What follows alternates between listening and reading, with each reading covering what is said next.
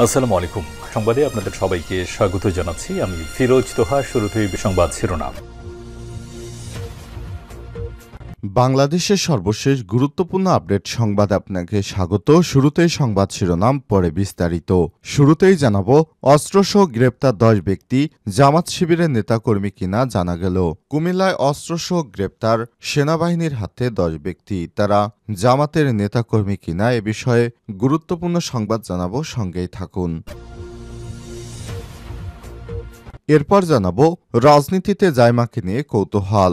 যুক্তরাষ্ট্রের national prayer ব্রেকফাস্টে বিএনপির ভারপ্রাপ্ত চেয়ারম্যান তারেক রহমানের বদলে তার মেয়ে ব্যারিস্টার জায়মা রহমান অংশগ্রহণ করছেন। এ খবর পুরনো, তবে জিয়া পরিবারের তৃতীয় প্রজন্মের এই সদস্যদের রাজনীতিতে অভিষেক হচ্ছে এ নিয়ে রাজনৈতিক অঙ্গনে কৌতূহল সৃষ্টি হয়েছে।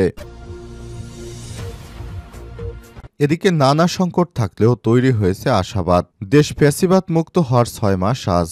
নানা সংকটের মধ্যে বিগত 6 মাস পার করেছে বাংলাদেশের জনগণ। হাসিনা পলায়নের 6 মাস পরও বাংলাদেশের মনে নানা সংকট থাকলেও আশাবাদ সৃষ্টি হয়েছে। তারা ডক্টর ইউনূস সরকারের হাত ধরে দেশকে একটি সুন্দর জায়গায় নিয়ে যেতে আশাবাদী। জানাবো, তিতুমীর কলেজ অস্থিতিশীল করার নেপথ্যে 3 নেতা। ঢাকার মহাখালী তিতুমীর কলেজকে বিশ্ববিদ্যালয়ে রূপান্তরের দাবিতে আন্দোলন করছে শিক্ষার্থীরা। তবে এই আন্দোলনকে ভিন্ন খাতে প্রভাবিত করার পেছন কলকাঠি নাড়ছেন কথিত 3 বড় মুঘল। তারা হলেন মহাখালী ভূঁইয়াবাড়ির শফিউল্লাহ ভূঁইয়া, শফি ওরফে বেলজিয়াম শফি, গুলশান থানা আওয়ামী লীগের সাবেক সভাপতি জসিম উদ্দিন ও নিষিদ্ধ ঘোষিত ছাত্র সংগঠন ছাত্রলীগের তিতুমীর কলেজ শাখার সভাপতি রিপন মিয়া। এদিকে পুঠিয়ায় আওয়ামী লীগ নেত্রীকে না পেয়ে তার স্বামীকে গ্রেপ্তার। পুঠিয়া উপজেলা পরিষদের সাবেক মহিলা ভাইস চেয়ারম্যান ও আওয়ামী লীগ নেত্রী মৌসুমী রহমানকে না পেয়ে তার স্বামী ওয়াহিদুর রহমানকে গ্রেপ্তার করেছে পুলিশ। এবং সর্বশেষ জানাবো, সুইডেনে স্কুলে গুলি, নিহত 11। সুইডেনের ওরেব্য শহরের রিস বার্গস্কা স্কুলে বন্দুক হামলায় বন্দুকধারী সহ প্রায় 11 জন নিহত হয়েছে। মৃতের সংখ্যা আরও বাড়তে পারে। এই ঘটনায় কয়েকজন গুরুতর আহত হয়েছে, খবর জানিয়েছে রয়টার্স। প্রিয় দর্শক, এতক্ষণ শুনছিলেন সংবাদ শিরোনাম, এবারে বিস্তারিত। তবে তার আগে বন্ধুরা, অনুরোধ থাকবে এই সংবাদটিতে একটি লাইক দিন। এই চ্যানেলে আপনি নতুন হয়ে থাকলে আমাদের সংবাদটি দেখতে দেখতে চ্যানেলটি সাবস্ক্রাইব করে রাখুন। কমেন্ট করে বন্ধুরা আপনার মূল্যবান মতামত জানিয়ে দিন আপনি বিশ্বের কোন দেশ থেকে বা বাংলাদেশের কোন স্থান থেকে আমাদের সংবাদটি দেখছেন এবং শুনছেন। এবারে বিস্তারিত। অস্ত্রসহ 10 ব্যক্তি গ্রেপ্তার জামাত শিবিরের নেতাকর্মী কিনা জানা গেল।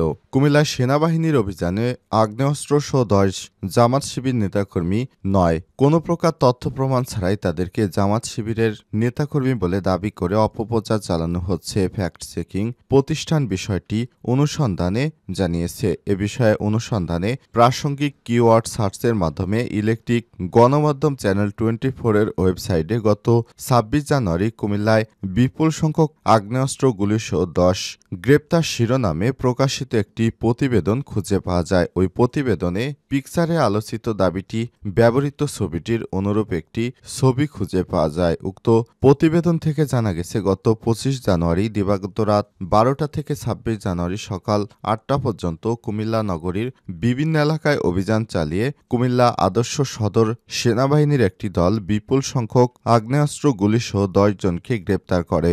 অভিযানে একটি বিদেশি পিস্তল, একটি রিভলভার, 3টি শটগান, 9 রাউন্ড শটগানের বুলেট, 4 রাউন্ড পিস্তল ও রিভলভারের বুলেট সহ বেশ কিছু দেশীয় অস্ত্র উদ্ধার করা হয়।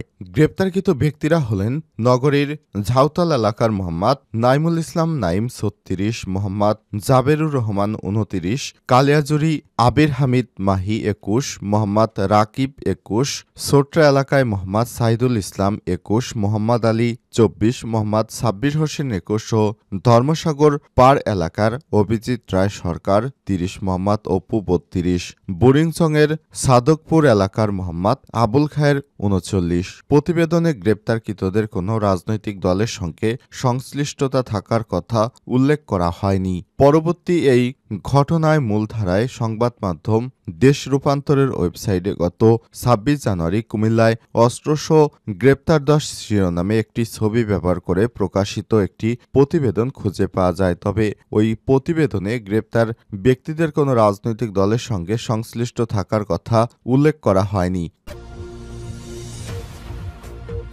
রাজনীতিতে জাইমাকে নিয়ে কৌতূহল। যুক্তরাষ্ট্রের ন্যাশনাল প্রেয়ার ব্রেকফাস্টে বিএনপির ভারপ্রাপ্ত চেয়ারম্যান তারেক রহমানের বদলে তার মেয়ে ব্যারিস্টার জাইমা রহমানের অংশগ্রহণ করা নিয়ে এবং এই খবর পুরনো, তবে জিয়া পরিবারের তৃতীয় প্রজন্মের এই সদস্যদের রাজনীতিতে অভিষেক হচ্ছে এ নিয়ে রাজনৈতিক অঙ্গনে কৌতূহলের সৃষ্টি হয়েছে। আজ যুক্তরাষ্ট্রের রাজধানী ওয়াশিংটন ডিসিতে হোয়াইট হাউসে লোনে হচ্ছে ন্যাশনাল প্রেয়ার ব্রেকফাস্ট। আন্তর্জাতিকভাবে এই অনুষ্ঠানটি খুবই গুরুত্বপূর্ণ। এই অনুষ্ঠানে যুক্তরাষ্ট্রের প্রেসিডেন্টের সঙ্গে অংশগ্রহণকারীদের সাক্ষাৎ হয়ে থাকে। বিশ্বের গুরুত্বপূর্ণ রাজনৈতিক নেতা ও বিশিষ্ট ব্যক্তিরা এই অনুষ্ঠানে আগেও অংশ নিয়েছেন, এবারও অংশ নেবেন। এবার যুক্তরাষ্ট্রের নবনির্বাচিত প্রেসিডেন্ট ডোনাল্ড ট্রাম্প অনুষ্ঠানে অতিথিদের শুভেচ্ছা জানাবেন। তবে বিশ্ব মিডিয়ার নজর থাকবে অনুষ্ঠানটির দিকে। উল্লেখ্য, ১৯৫৩ সালে মার্কিন কংগ্রেস এর নেতৃত্বাধীন জাতীয় প্রার্থনা প্রাতরাশ অনুষ্ঠিত হয়ে আসছে। বিএনপির মহাসচিব মির্জা ফখরুল ইসলাম আলমগীর, স্থায়ী কমিটির সদস্য আমির খসরু মাহমুদ চৌধুরী ব্রেকফাস্ট অনুষ্ঠানে অংশ নেবেন। এরই মধ্যে তারা ঢাকা ছেড়ে ওয়াশিংটন চলে গিয়েছেন। আর এই জিয়া পরিবারের প্রথম কোনো ব্যক্তি তৃতীয় প্রজন্মের যিনি রাজনীতিতে অভিষেক করতে যাচ্ছেন বলে জানিয়েছে আমার দেশ পত্রিকা। নানা সংকট থাকলেও তৈরি হয়েছে আশাবাদ। দেশ ফ্যাসিবাদ মুক্ত হওয়ার মাত্র ৬ মাস আজ। ছাত্র জনতার অভ্যুত্থানের মুখে গত বছরের ৫ই আগস্ট শেখ হাসিনা ক্ষমতাচ্যুতির মধ্য দিয়ে বাংলাদেশ ফ্যাসিবাদ মুক্ত হয়। পতিত প্রধানমন্ত্রী শেখ হাসিনা ওই দিন ক্ষমতা ছেড়ে ভারতে পালিয়ে যান। এখনও তিনি ভারতেই অবস্থান করছেন। এদিকে ১৫.৫ বছরে ফ্যাসিস্ট সরকারের পতনের ৩ দিনের মাথায় ৮ই আগস্ট শান্তিতে নোবেল পুরস্কার বিজয়ী প্রফেসর ডক্টর মোহাম্মদ ইউনূসের নেতৃত্বে অন্তর্বর্তীকালীন সরকার গঠিত হয়। ওই সরকারের মেয়াদ ৬ মাস হতে চলেছে। অধ্যাপক ডক্টর ইউনূসকে নিয়ে পুরো জাতি এখন আশাবাদী। ব্যাপক প্রত্যাশার এ সরকারের ৬ মাসের প্রাপ্তির হিসাব পুরোটা না মিললেও এখনও আশাহত নয় জনগণ। নানা সংকট থাকলেও রাষ্ট্র মেরামত, দুর্নীতি এবং বিভিন্ন ইস্যুতে ক্ষমতার অপব্যবহার নিয়ন্ত্রণ সহ জনগণের মধ্যে আশাবাদ তৈরি হয়েছে।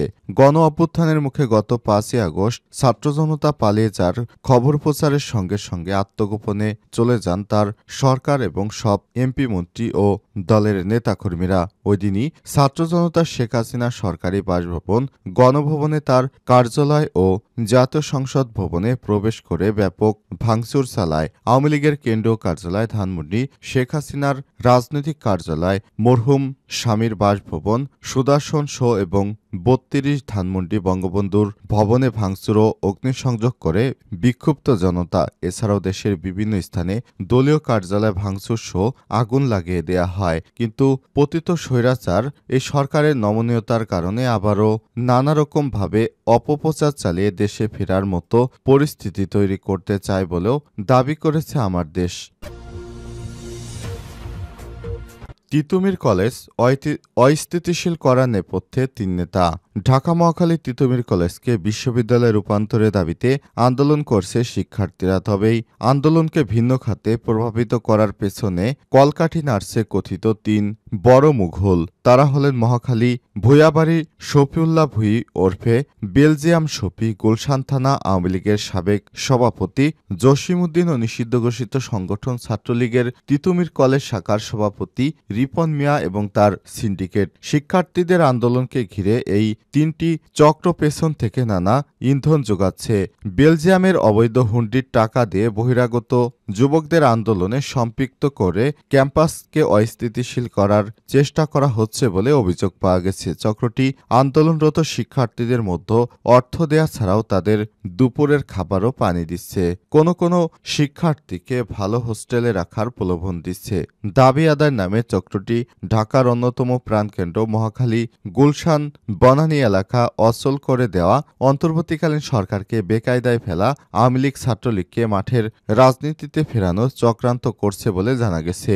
বিশেষ করে নিষিদ্ধ ছাত্রলীগের নেতাকর্মীরা সামাজিক যোগাযোগ মাধ্যমে উস্কানিমূলক পোস্ট দিচ্ছে। সেই পোস্টে ভারতে পালিয়ে যা শেখ হাসিনার ছবি তারা ব্যবহার করছেন। পোস্টে তারা লিখছেন, তিতুমির থেকে ফেরা শুরু, কেউ লিখছেন রাজপথে আমরা আবার ইত্যাদি লিখে দেশকে অস্থিতিশীল করার ষড়যন্ত্র করছে বলেও অনুসন্ধানে বের হয়ে এসেছে।